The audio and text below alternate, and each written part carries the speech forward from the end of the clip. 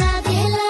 कमर ककरी से भइल काटा हरावा हो गलिया लागेला जान टमा तारावा हो गलिया लागेला जान टमा